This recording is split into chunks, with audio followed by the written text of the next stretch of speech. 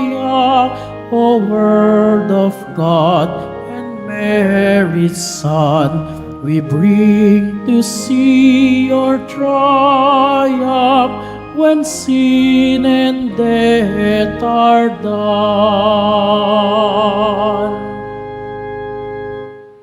In the name of the Father, and of the Son, and of the Holy Spirit.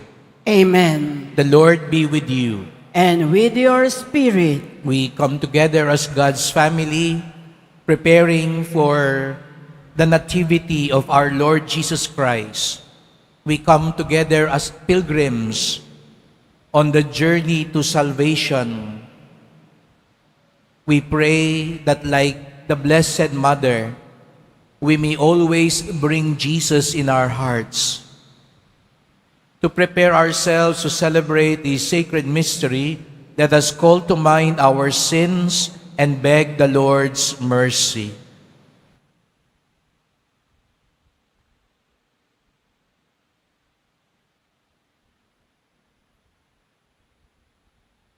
Lord Jesus, you are the way to the Father's kingdom. Lord, have mercy. Lord, have mercy. Christ Jesus, you are the promised Savior of the world. Christ, have mercy. Christ, have mercy. Lord Jesus, you will return in glory to judge the living and the dead. Lord, have mercy. Lord, have mercy. May our loving God have mercy on us, grant us healing and peace, teach us to forgive one another, and bring us all to everlasting life. Amen. In this Mass, we also remember in a very special way one of our volunteers here in Quiapo Church who gave his time and his strength to serve the church together with his family. We pray for the eternal repose of Marcelino, our Kuya Lino Samson. Gabayan siya ng mahal na pong Jesus Nazareno, at tanggapin ang kanyang pagbibigay at paglilingkod ng sarili sa kanya. Kasama ng kanyang pamilya, ang dambana at simbahan ng Quiapo ay nakikiisa at kasakasamang nananalangin ng pagtitiwala sa awa ng Diyos. Let us pray.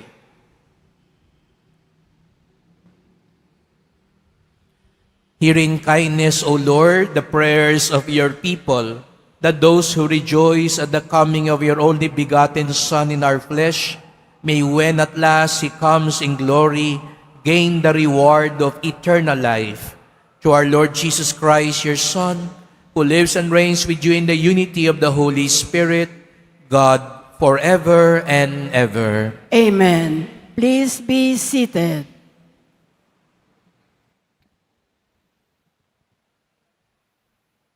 A reading from the Song of Songs.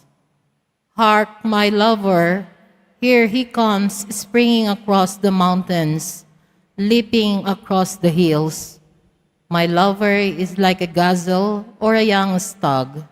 Here he stands behind our wall, gazing through the windows, peering through the lattices. My lover speaks, he says to me, "Arise, my beloved, my dove, my beautiful one, and come. For see, the winter is past, the rains are over and gone, the flowers appear on the earth, the time of pruning the vines has come, and the song of the dove is heard in our land. The fig tree puts forth its figs, and the vines in bloom give forth fragrance. Arise, my beloved, my beautiful one, and come, O my dove, in the clefts of the rock, in the secret recesses of the cliff. Let me see you, let me hear your voice, for your voice is sweet, and you are lovely." The word of the Lord. Thanks be to God. Exalt you just in the Lord, sing to him a new song. Exalt you just in the Lord, sing to him a new song. Give thanks to the Lord on the harp, with the 10-stringed lyre chant his praises. Sing to him a new song, pluck the strings skillfully with shouts of gladness. Exalt, you just, in the Lord. Sing to him a new song. But the plan of the Lord stands forever, the design of his heart through all generations. Blessed the nation whose God is the Lord, the people he has chosen for his own inheritance. Exalt, you just, in the Lord. Sing to him a new song. Our soul waits for the Lord, who is our help and our shield. For in him our hearts rejoice, in his holy name we trust. Exalt, you just, in the Lord. Sing to him a new song. Please all stand.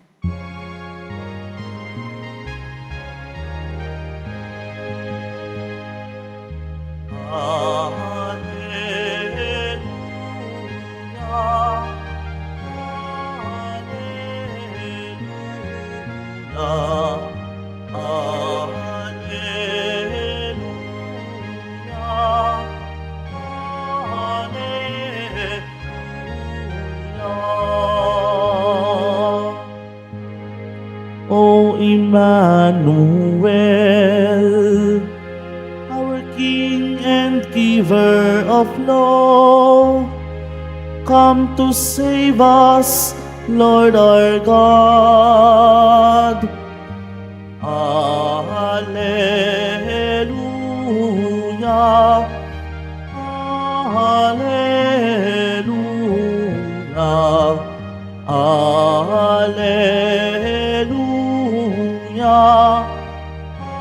Alleluia.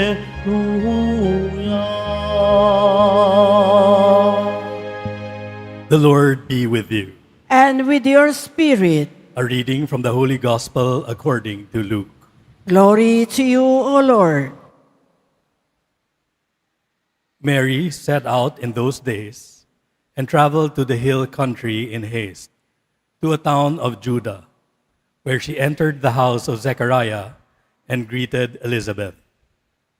When Elizabeth heard Mary's greeting, the infant leaped in her womb, and Elizabeth, filled with the Holy Spirit, cried out in a loud voice and said, "Most blessed are you among women, and blessed is the fruit of your womb. And how does this happen to me, that the mother of my Lord should come to me? For at the moment the sound of your greeting reached my ears, the infant in my womb leaped for joy.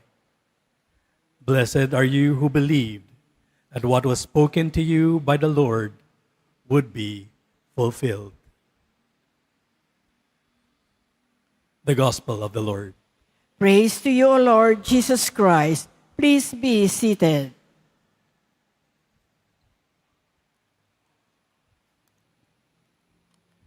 Magandang umaga po sa lahat. And welcome to our Pilgrim's Mass dito po sa Minor Basilica, National Shrine of Jesus Nazareno. Welcome. We also welcome those who are joining us online to our various social media platforms. Brothers and sisters, so have you ever received news that are so good that you could not keep it to yourself? Mga nakatanggap ba kayo ng balita na hindi nyo talaga maitatago at gusto nyo talagang ma-share sa iba? Hindi yung chismis or kung ano-anong uso sa social media. It's the kind of good news that is truly life-changing, something that brings hope, joy, and life. In today's gospel, we heard about the second joyful mystery of the Rosary. It's the visitation. So why is this important? It's because Mary's visit to her cousin Elizabeth became more than just a meeting between two cousins. It became a visit of God to His people. So balikan muna natin ang Ebanghelyo kahapon, no? So yesterday's gospel was about the Annunciation, so the first joyful mystery. So kahapon, we heard about Mary giving her yes, and it was a total surrender to God. So the Holy Spirit, pagkatapos nun, the Holy Spirit descended upon Mary and she conceived. Sino yung she conceived who? Jesus Nazareno. So in that same encounter, the angel Gabriel also told her that her cousin Elizabeth, who has been known to be barren for a long time, is now 6 months pregnant. And so what did Mary do? After the angel left, she left in haste and went to her cousin. So that's what we heard in today's gospel. Mary went to the house of Zechariah and Elizabeth. Maybe it was about 3 to 7 days journey. So noong mga time na yon, Mary was probably around 3 to 7 days pregnant already. So she was already carrying Jesus Nazareno in her womb. So think about this. No? So Emmanuel, God with us, did not just start when Jesus was born in Bethlehem, sa manger. But it started when Jesus was already conceived in Mary's womb. And John the Baptist also gave testimony to this. Diba? So when Mary arrived in Elizabeth's house, the baby leaped for joy. So there was already a recognition of Jesus being the Messiah in the womb of Mary. So Mary did not just bring a greeting. She brought Jesus himself. She did not just bring the good news na salita po lamang, yung mensahe lamang na anghel, kundi she brought the living word himself. And what was the result? Joy. Joy sa kay Elizabeth. Joy with Mary. Mary also became a source of joy for Elizabeth and even for John. And again, for the rest of us. So what does this mean for us today? Well, the good news of Jesus is not meant to be kept for ourselves. It's meant to be shared. Often, sinasabi sa atin ng mundo na our faith is a private matter.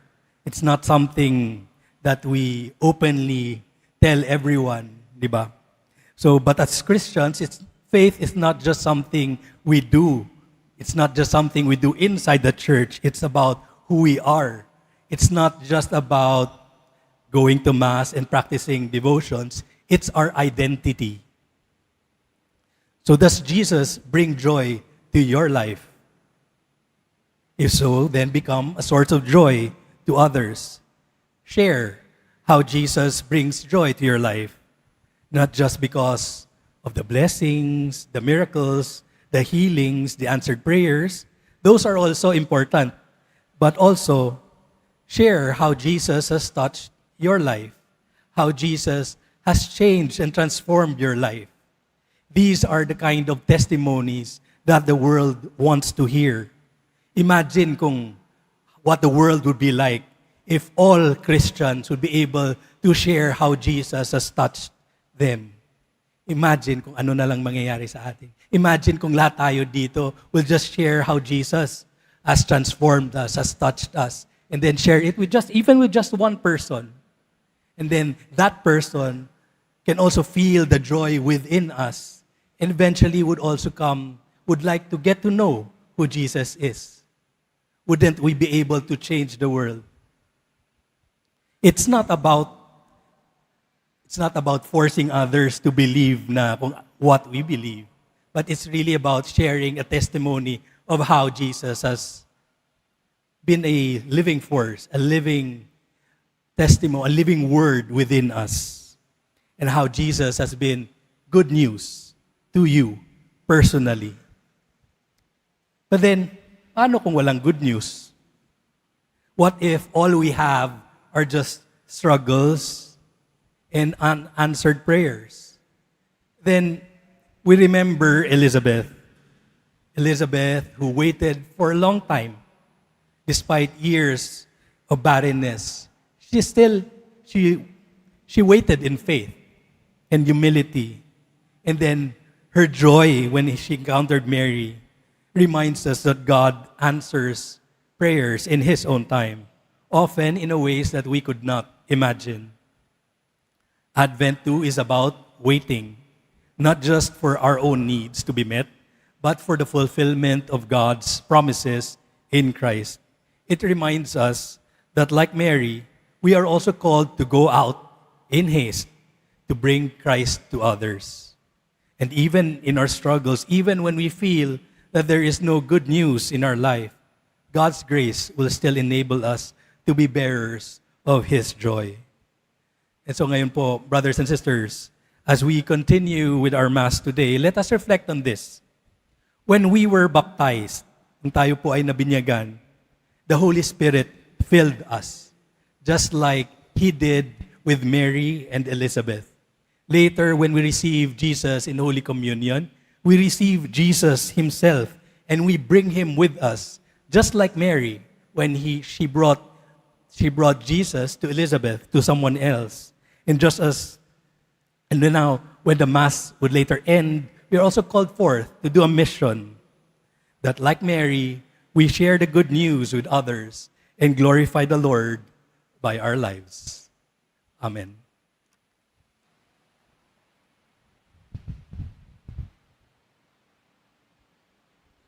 Please all stand.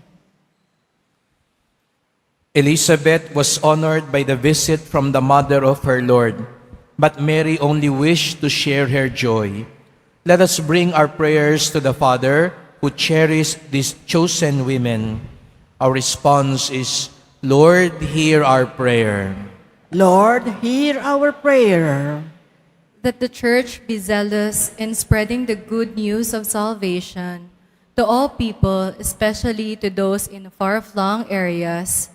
Let us pray to the Lord. Lord, hear our prayer. That government leaders show special concern for the poor and the marginalized by their programs and services. Let us pray to the Lord. Lord, hear our prayer. That families and communities show gratitude for their individual and communal blessings. Let us pray to the Lord. Lord, hear our prayer. That like Mary, we, as a community and as individuals, strive to reach out to our neighbors who are in dire need of our material and spiritual assistance. Let us pray to the Lord. Lord, hear our prayer. That our beloved dead experience the joy of God's presence in His kingdom. Let us pray to the Lord. Lord, hear our prayer. In silence, let us present our other personal intentions.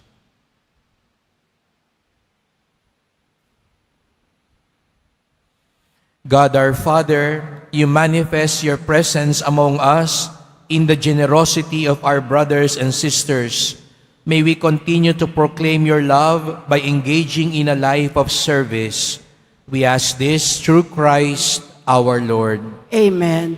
Please be seated.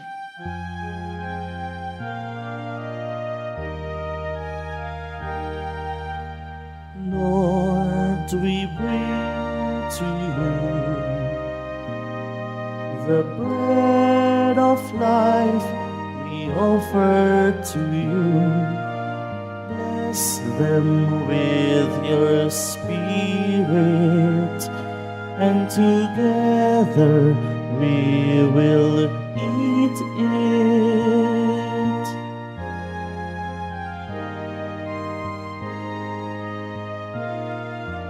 Lord, we bring to you the cup of joy, we offer it to.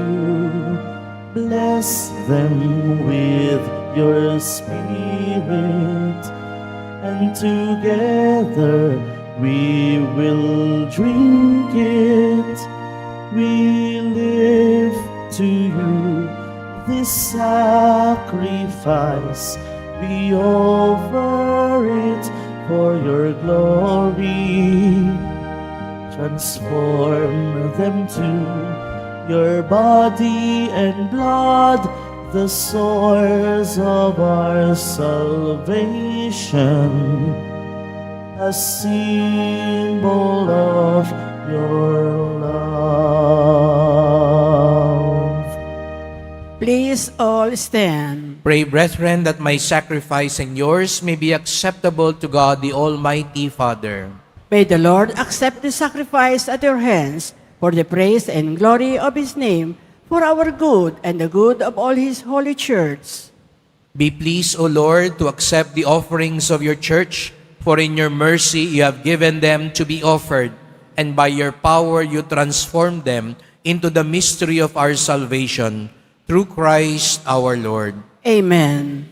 The Lord be with you. And with your spirit, Lift up your hearts. we lift them up to the Lord. Let us give thanks to the Lord our God. It is right and just. It is truly right and just, our duty and our salvation, always and everywhere to give you thanks, Lord, Holy Father, Almighty and eternal God, through Christ our Lord. For all the oracles of the prophets foretold him, the Virgin Mother longed for him with love beyond all telling. John the Baptist sang of his coming and proclaimed his presence when he came. It is by his gift that already we rejoice at the mystery of his nativity, so that he may find us watchful in prayer, exultant in his praise. And so with the angels and archangels, with thrones and dominions, with all the hosts and powers of heaven, we sing the hymn of your glory as without end we acclaim. Holy, holy, holy, Lord God of hosts, heaven and earth are full of your glory. Hosanna in the highest. Blessed is he who comes in the name of the Lord. Hosanna in the highest. Please all kneel. You are indeed holy, O Lord, the fount of all holiness. Make holy, therefore, these gifts, we pray, by sending down your Spirit upon them like the dewfall, so that they may become for us the body and blood of our Lord Jesus Christ. At the time he was betrayed and entered willingly into his passion, he took bread and giving thanks, broke it, gave it to his disciples, saying, "Take this, all of you, and eat of it, for this is my body, which will be given up for you."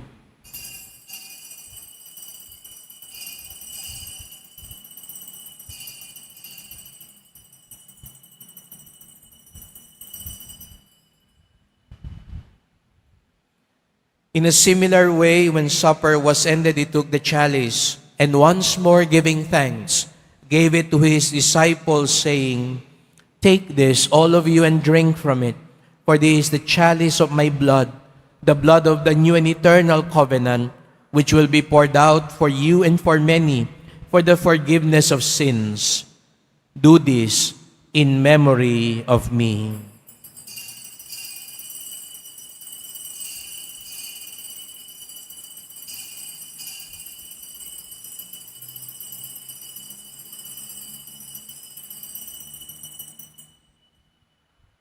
Please all stand. The mystery of faith. We proclaim your death, O Lord, and profess your resurrection until you come again. Therefore, as we celebrate the memorial of his death and resurrection, we offer you, Lord, the bread of life and the chalice of salvation, giving thanks that you have held us worthy to be in your presence and minister to you. Humbly we pray that partaking of the body and blood of Christ, we may be gathered into one by the Holy Spirit. Remember, Lord, your church spread throughout the world. Bring her to the fullness of charity, together with Francis our Pope, Jose our Bishop, and all the clergy. Remember your servant Marcelino, whom you have called from this world to yourself. Grant that he, who was united with your Son in a death like his, may also be one with him in his resurrection. Remember also our brothers and sisters who have fallen asleep in the hope of the resurrection, and all who have died in your mercy. Welcome them into the light of your face.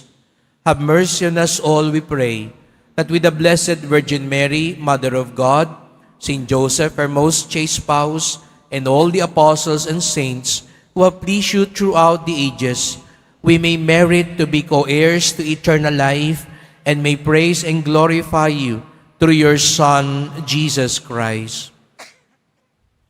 Through him, with him, and in him, O God, Almighty Father, in the unity of the Holy Spirit. All glory and honor is yours forever and ever. Amen. Let us now call on our merciful and loving Father. Our Father, who art in heaven, hallowed be thy name. Thy kingdom come, thy will be done, on earth as it is in heaven. Give us this day our daily bread, and forgive us our trespasses, as we forgive those who trespass against us. And lead us not into temptation, but deliver us from evil. deliver us, Lord, we pray, from every evil. Graciously grant peace in our days, that by the help of your mercy we may always be free from sin, safe from all distress, as we await the blessed hope and the coming of our Savior, Jesus Christ. For the kingdom, the power, and the glory are yours, now and forever. Lord Jesus Christ, you said to your apostles, and now you're saying it to all of us here, peace I leave you, my peace I give you. Look not on our sins, but on the faith of your church, and graciously grant her peace and unity in accordance with your will, who live and reign forever and ever. Amen. The peace of the Lord be always with you. And with your spirit, Let us offer each other the sign of peace. peace be with you.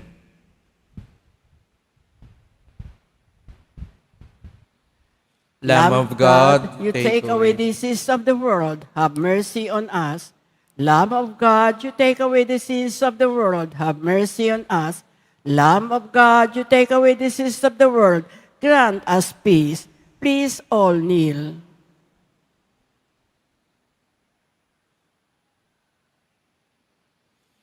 Behold Jesus Christ, our Lord and Savior, the Lamb of God who takes away the sins of the world. Blessed are those called to the supper of the Lamb. Lord, I am not worthy that you should enter under my roof, but only say the word, and my soul shall be healed.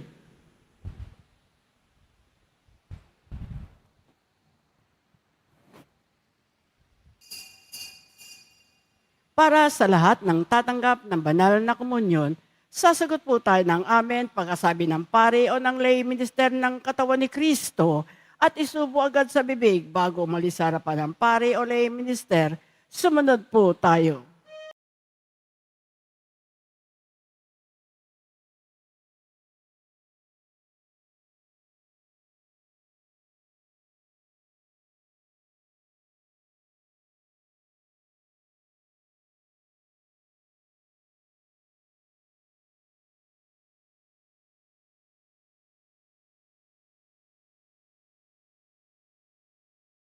Please all stand. Let us pray. Lord, may participation in this divine mystery provide enduring protection for your people, so that being subject to your glorious majesty in dedicated service, they may know abundant health in mind and body, through Christ our Lord. Amen. Maraming salamat po sa inyong pagpunta dito sa Quiapo. Ingat po kayo sa pag-uwi. Alam ko marami po sa inyo nagpunta rito para magpasalamat sa mga biyaya, himala at pagpapala na ibinigay ng mahal na pong Jesus Nazareno.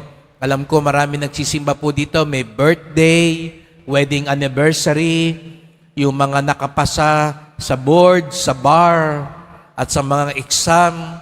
At marami pa rin nagdarasal dahil may mga exam pang parating at mga nag-a-apply ng visa sa trabaho. Itong misang ito ay para po sa inyong lahat at sa mga nagdarasal ng kagalingan, lunas at lakas at galing pa sa mga malalayong lugar. Lalo na ngayon, naghahanda na tayo. Palapit na ang Pasko at palapit na rin ang pista. Kaya natitiyak ko ay babalik-balik kayong lahat. Kaya kaisa namin po kayo sa pagdarasal at paghingi ng biyaya. At katulad ng sinabi ni Reverend kanina, ang pagpapala ay tunay kapag ito rin ay ibinabahagi natin. Hindi lang nagtatapos sa atin. Kaya ito yung ipagdasal natin sa bawat isa na ang pagpapala ng poong Nazareno tayo maging daluyan sa ating kapwa. You are truly blessed not only when you receive favor from God, you are truly blessed when you share the graces of God. The Lord be with you. And with your spirit. Blessed are you, O God, Father of our Lord Jesus Christ. You have given your only Son to be our way to you. Make us follow him generously, faithfully, and lovingly. Merciful Jesus of Nazareth, you have revealed God's grace and unconditional love for us at the cross. You set your church in this world from which true light would shine for all to see. Grant that we who enter this shrine may walk in your ways as disciples of justice, mercy, and hope. We offer our prayers for the sick, the oppressed, the youth, and those in need most of your mercy. Hear our humble petitions. Bless also these religious articles, that we may be fervent in prayer and charity.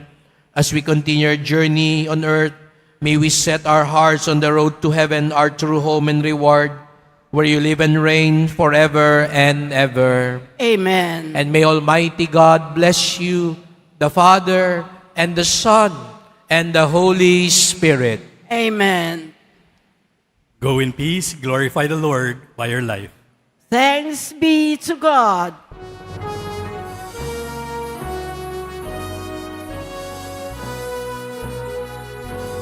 Nuestro Padre Jesus Nazareno, sinasamba ka namin. Pinipinto mo ka namin. Aral mo ang aming buhay at kaligtasan. Nuestro Padre Jesus Nazareno, iligtas mo kami sa kasalanan. Ang krus mo pinamatayan ay sagisag ng aming kaligtasan. Nuestro Padre Jesus Nazareno, dinarangal ka namin. Nuestro Padre Jesus Nazareno, nilulwalhati ka namin. Nuestro Padre Jesus Nazareno, dinarangal ka namin. Nuestro Padre Jesus Nazareno, nilulwalhati ka namin.